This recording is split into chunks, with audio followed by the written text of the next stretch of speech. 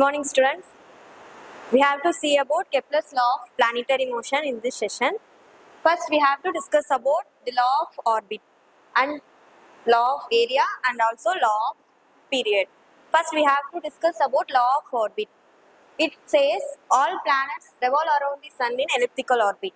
First, we have to consider the sun and the planet. It have the two major distance. One is called longer distance and is smaller distance. The longer distance is called as perihelion and then smaller distance is called as aphelion.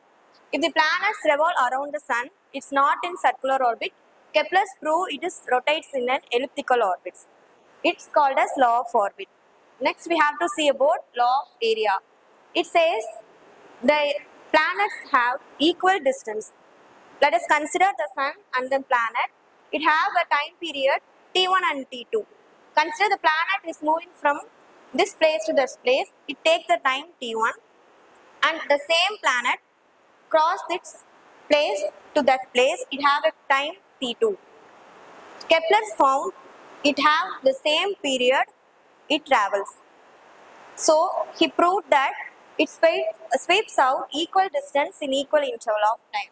So the longest distance have covered slower and in the smaller distance it moves faster because of gravity.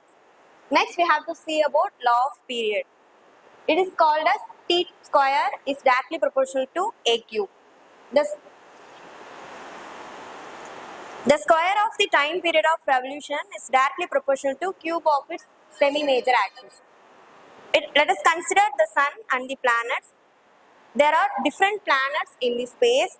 If we consider Mercury, Venus and Earth, it have a different gravity because of the distance from its sun. So, due to its gravity, it travels along with different time.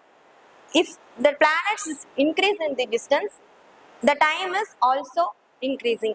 He proved the law of period. So, he considered that every planet have different speed due to its gravity. It's all about Kepler's law. Thank you.